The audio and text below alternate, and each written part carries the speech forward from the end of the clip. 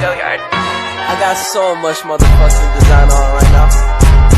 Break it down, bring it back, make it clap. I got 3 old thoughts, new block, where that thing. Bitches on my line, and you know they come strapped. Hold up.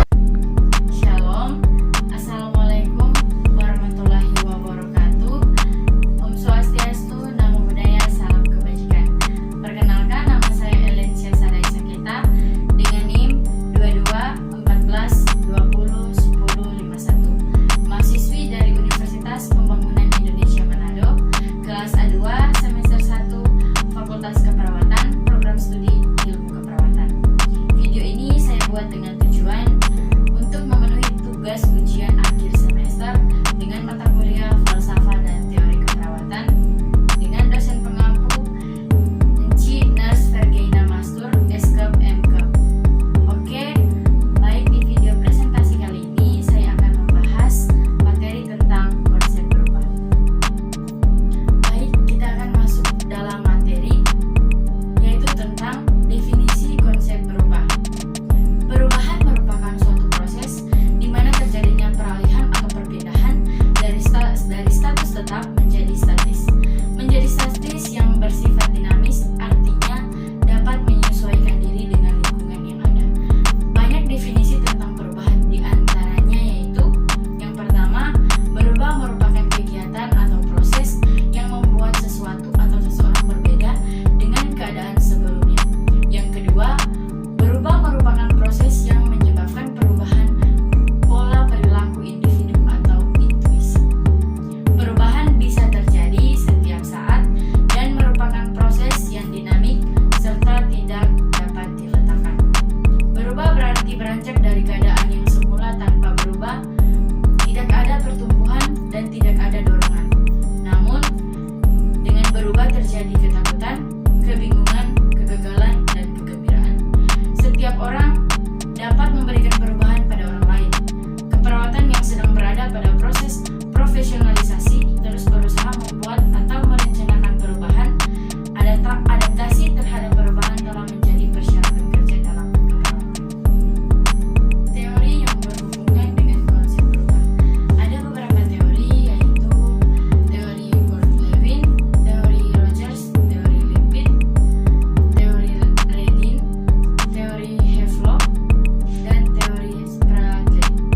Macam-macam perubahan. Macam-macam perubahan terdiri atas 2 bagian, yaitu yang pertama, perubahan ditinjau dari sifat proses. Yang kedua, perubahan bersifat ditinjau dari sifat keterlibatan. Proses dan jenis perubahan terdiri atas 2 bagian, yaitu yang pertama, perubahan yang direncanakan. Perubahan yang direncanakan adalah perubahan yang direncanakan dan dipikirkan sebelumnya. Perubahan terencana lebih mudah dikelola daripada perubahan yang terjadi pada manusia atau tanpa persiapan karena suatu ancaman. Untuk alasan tersebut, perawat harus dapat mengelola perubahan. Yang kedua, perubahan yang tidak direncanakan. Perubahan yang tidak direncanakan adalah perubahan yang terjadi tanpa suatu persiapan. Untuk alasan tersebut, perawat harus dapat mengelola perubahan. Masuk pada materi yang terakhir, yaitu kunci sukses dan faktor penghambat perubahan. Kunci sukses terdiri atas 3 bagian, yaitu yang pertama, mulai dari diri sendiri. Yang kedua, mulai dari hal-hal yang paling kecil. Yang ketiga, mulai dari sekarang. Dan sedangkan faktor penghambat perubahan terdiri atas 5 bagian, yaitu yang pertama, takut karena tidak tahu. Yang kedua, takut karena kehilangan kemampuan, keterampilan, atau keahlian yang terkait dengan pekerjaannya. Yang ketiga, takut kehilangan kepercayaan atau kedudukan. Yang keempat, takut karena imbalan. Dan yang terakhir, takut karena kehilangan penghargaan, dukungan, dan perhatian dari orang lain. Sekian video presentasi dari saya. Jika ada kesalahan atau salah kata, saya mohon maaf. Shalom. Assalamualaikum warahmatullahi wabarakatuh.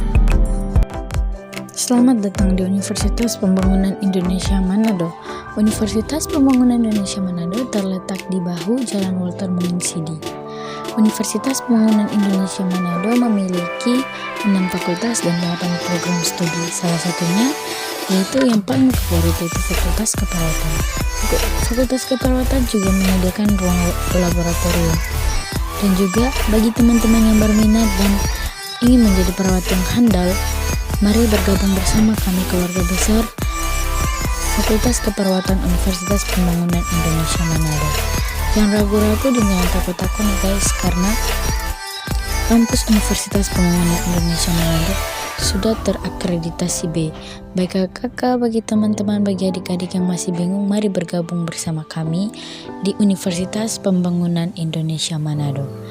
Dan juga Universitas Pembangunan Indonesia Manado, khususnya Fakultas Keperawatan, menyediakan internship ke Jepang. Bagi teman-teman yang menginginkan untuk pergi ke Jepang, menambah wawasan dan sebagainya, marilah bergabung di Fakultas Keperawatan untuk ikut internship ke Jepang, karena bisa menambah wawasan dan cara kita berpikir lebih panjang ke depan.